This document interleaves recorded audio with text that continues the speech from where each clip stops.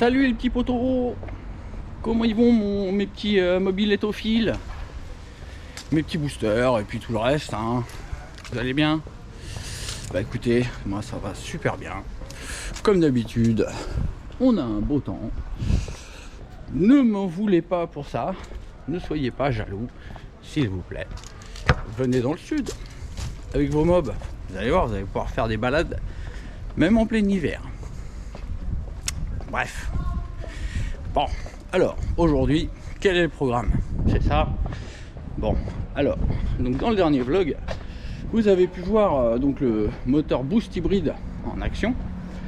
Donc hybridé, très bridé, le moteur hybride. Carbu de 15 PHBG, variateur très lourd, un pot très pointu, donc qui n'aime pas les régimes, les mi-régimes. Donc là on était à en dessous de 10 000 tours, on était à entre 9005 et 10 000. Bon, a priori ça avait dû dépasser un petit peu les 10 000 par moment, sûrement quand la courroie patinait un petit peu. Bref, on est très en deçà des régimes pour lesquels ce pot est conçu. Ce pot est conçu pour des régimes de 12, 13, voire 14 000. Donc forcément, à 10 000 tours, on n'a pas un accord idéal. Et donc on n'a pas le couple qu'on devrait avoir si on avait un pot étudié pour fonctionner à 10 000, hein, comme tous les pots du commerce. Doppler, Gianelli, etc. etc. Donc, eh bien écoutez, hier, sans votre compagnie, j'ai continué de travailler, j'ai emmené ma caméra, donc j'ai essayé de peaufiner la carburation. C'était, on va dire, un demi-échec. J'ai pas réussi à avoir un ralenti vraiment stable et un filet de gaz nickel. C'est pas évident, hein. C'est un carbu de 15 et un 70. Donc évidemment, le 70 a très soif.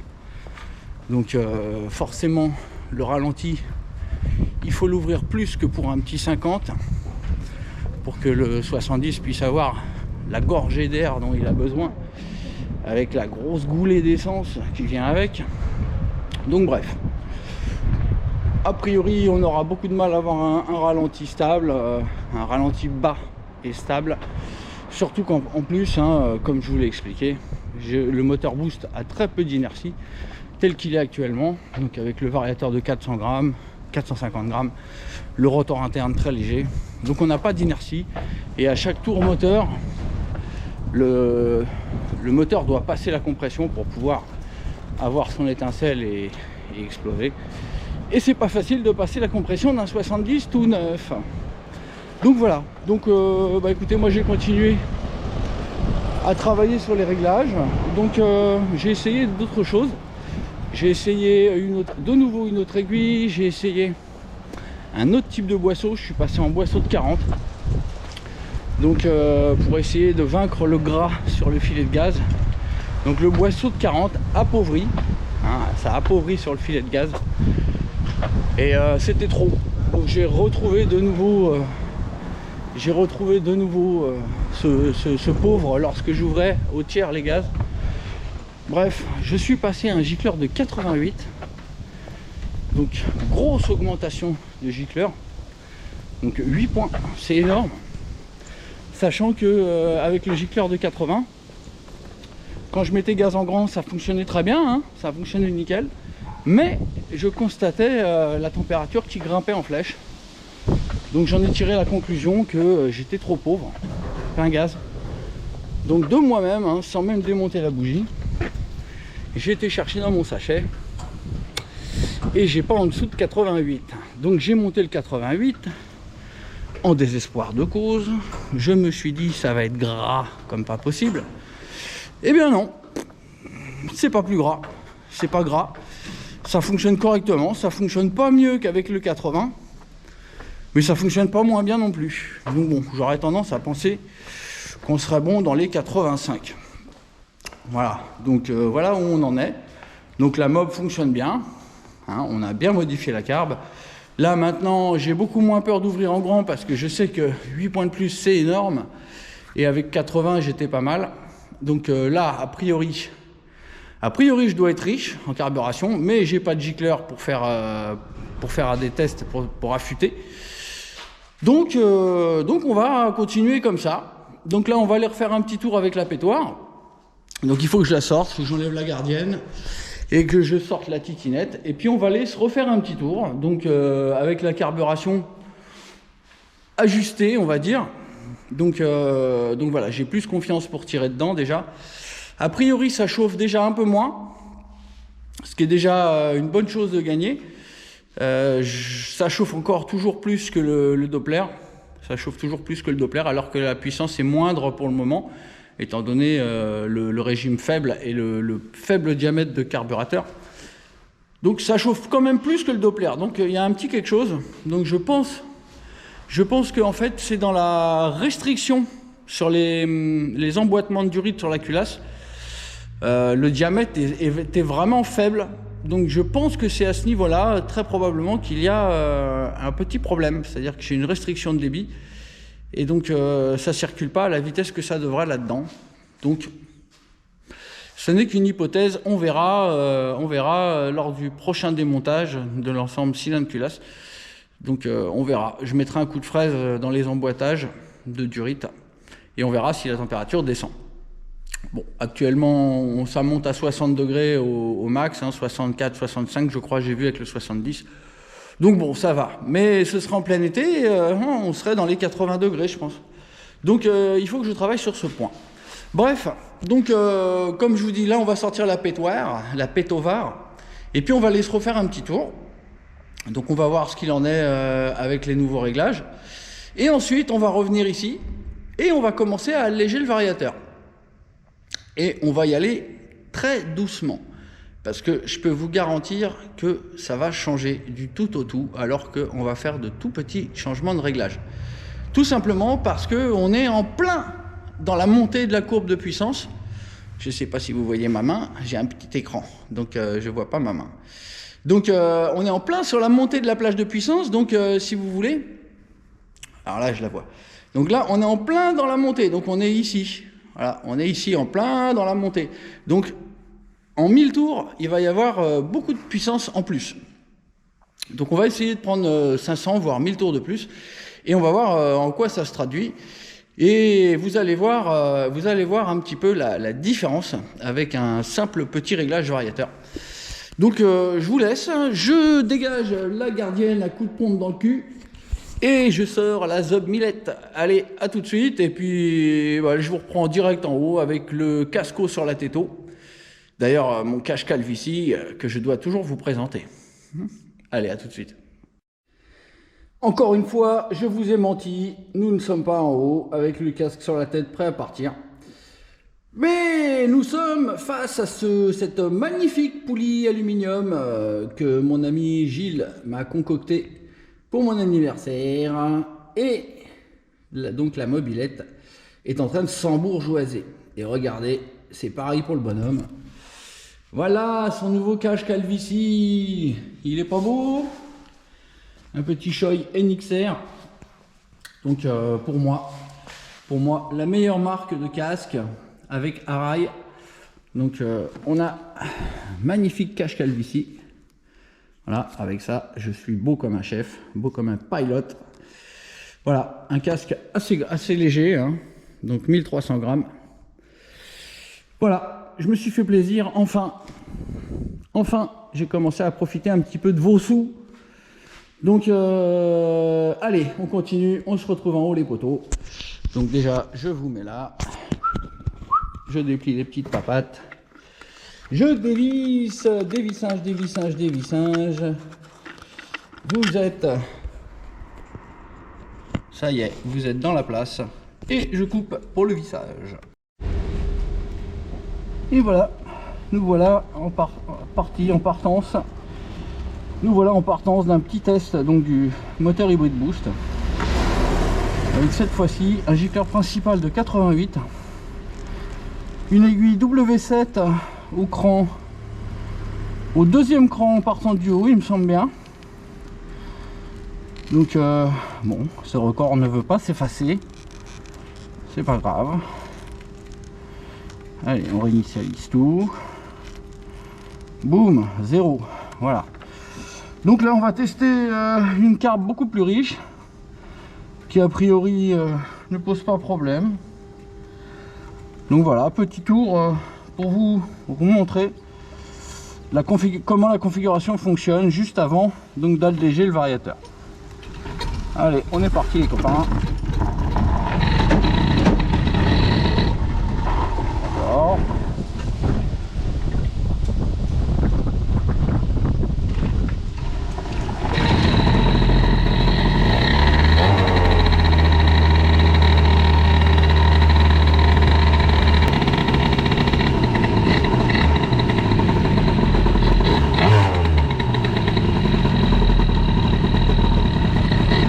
On n'a rien changé au réglage vario, on est toujours avec les 4 fois. Hein.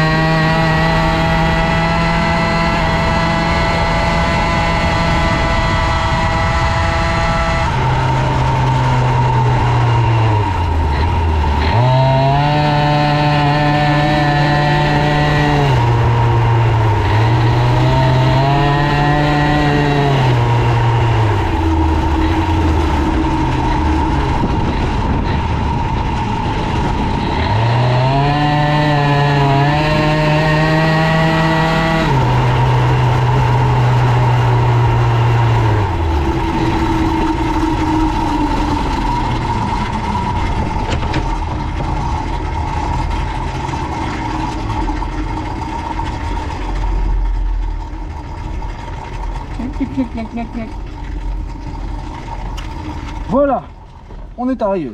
Bon, je coupe et on se retrouve en bas parce qu'il me reste plus que 30% de batterie et ça va être chaud. Bon voilà, le petit tour est fait, hein. Vous avez pu voir la température maxi 52 degrés alors qu'avec le gicleur de 80 on arrivait à dépasser les 60. Donc on était trop pauvre et maintenant a priori je pense qu'on est trop riche. Mais on va rester comme ça, le cylindre est en rodage, le moteur est en rodage. Donc on va rester très riche. Donc je pense qu'il faudrait sûrement 3 ou 4 points de moins. À mon avis, à 84 on serait pas mal, peut-être. Enfin bon, va falloir que je trouve ça. Je n'en ai point. Bref, donc là, on va commencer à améliorer les réglages donc du variateur. Donc là, comme vous pouvez le voir, on a 4 poids. On a le gros et le moyen. Et on va remplacer le moyen par du petit. Voilà, donc on va mettre du poids léger. Allez, je vous reprends dès que tout est démonté. Et hop, allez à toutes. Voilà, donc on avait ça. Et on va mettre ça. Vous pouvez regarder. Ils sont plus là. Voilà, donc là on a des lourds. On avait des légers. Et on va passer... on avait des moyens. Et on va passer à du léger. Allez à toutes et on se retrouve en haut, prêt à partir. Allez à tout. Bon, nous sommes partis pour tester donc un premier réglage de variation, c'est-à-dire donc les poids, petits poids, à la place des poids moyens. Voilà, donc on a 2 gros poids et 2 poids légers. Donc voilà, pour info, avec le Doppler, il n'y avait que les 2 poids lourds. Donc on va voir ce que ça donne. Allez, je vais remettre la vitesse max à 0. Là on a fait 79. Bon, on peut pas vraiment se fier à ça, il y a beaucoup de bagnoles. Allez, on allume la flotte. Et on va pouvoir constater la différence entre des gros poids, entre des poids moyens et des poids légers. Ça pourrait être sympa. Allez.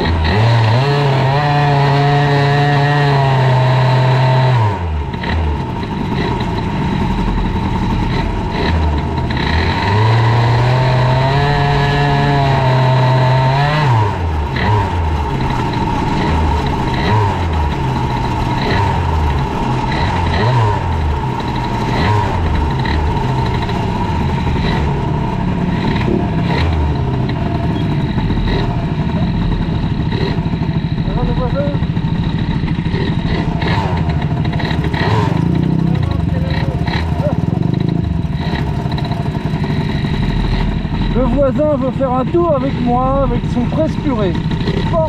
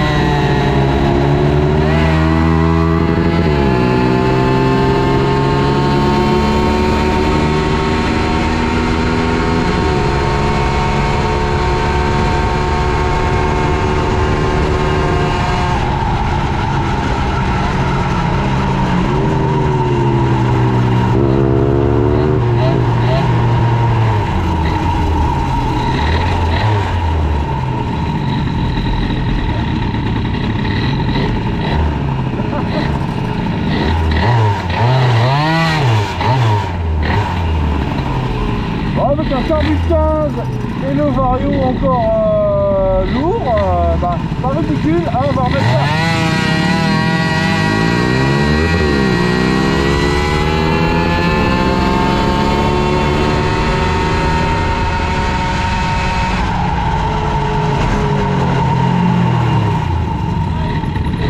Je suis pas réglé du tout encore, hein. Je suis pas réglé du tout encore. Carbus 15, variateur très lourd, 87. C'est gentil, hein, là c'est gentil avec ça. Bon bah c'est déjà beaucoup mieux avec le variateur allégé, comme vous pouvez le constater, hein.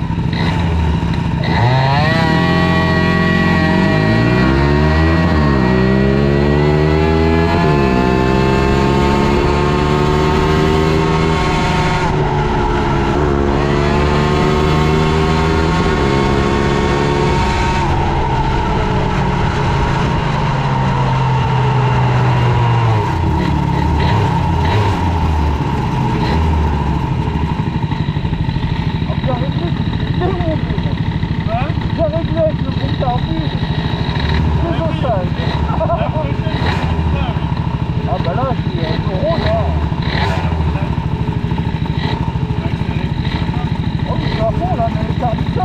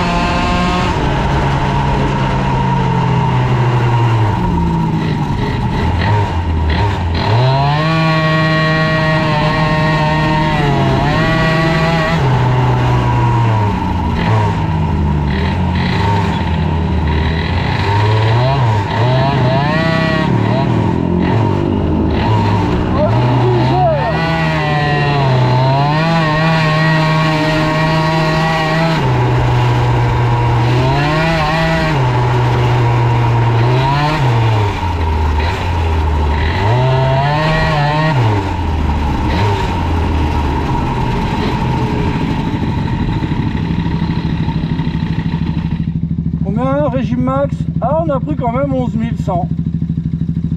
Bon. Bon bah ça marche comme un 125 4 temps pour le moment. Pouah, quel bruit de merde.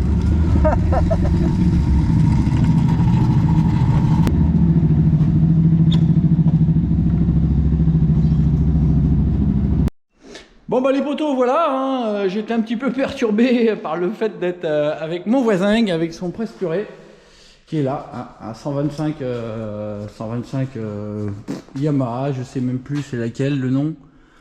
Super, donc bah, c'est l'YZF 125 mais en roadster, hein. Donc voilà, bon. Bah écoutez, il n'y a qu'à voir, hein. Là pour le moment, en accélération, tout du moins. Bon, au démarrage il me bouffe un petit peu. Mais après par la suite, je suis complètement à 125 4 temps. Pour le moment, alors qu'on est encore très mal réglé. Donc là a priori, en carburation, on est riche. On est riche maintenant, et en variateur, on doit être encore léger, parce qu'on ne prend que 11 000 tours. Et comme je vous dis, ce pot, il doit être accordé pour 12 à 13 000 tours. Donc, eh bien écoutez, on va arrêter là pour aujourd'hui. Moi, j'ai des choses à faire, j'ai beaucoup de taf, donc on va arrêter là. Et prochaine étape, on va essayer d'enlever les petits poids, les poids légers, et on remplacera par une petite rondelle de 8. Donc on aura quand même les deux gros poids et deux petites vis BTR. Donc on devrait encore atteindre un régime plus élevé. Très probablement qu'on atteindra les 12 000. Donc on verra quelle sera la puissance de ce moteur à 12 000. À mon avis, à 12 000, le copain là, avec son presse purée, il pourrait commencer à se poser des questions. Voilà. Donc bon, on verra bien. En tous les cas, merci à vous d'avoir suivi ce petit vlog débridage variateur. Enfin, débridage variateur, allégeage variateur. Et puis n'oublions pas qu'il reste encore le carbu de 21. Là, je n'accélère qu'à la moitié d'un carbu de 21. Si on fait le calcul, on fait un calcul de surface. Donc si vous faites pi multiplié par le rayon au carré, c'est-à-dire pi multiplié par 7,5 au carré, vous obtenez à peu près 175.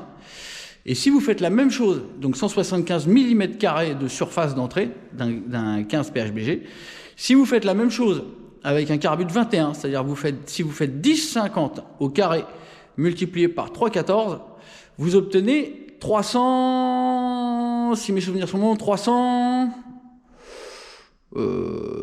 non, je vous ai dit 175, oui c'est ça, 175, et vous faites à peu près 345 avec 10,50 au carré multiplié par pi. Donc vous arrivez donc à 175 d'un côté, à peu près, et 345 de l'autre. Donc vous obtenez la moitié, ni plus ni moins. Donc là, c'est comme si je testais mi-gaz. Je ne sais pas si vous vous rendez compte. Mi-gaz, donc ça joue avec un 125 4 temps. Et il roule comme un connard, hein. On doit pouvoir l'entendre à la vidéo. Il fait tout ce qu'il peut pour rester devant le Roscoe, hein. Enfin voilà les potos. Donc il nous reste encore à alléger le vario. On est déjà au niveau d'un 125 4 temps. Il nous reste à alléger le vario et à débrider l'accélérateur qui pourra s'ouvrir à fond. Rien que ça.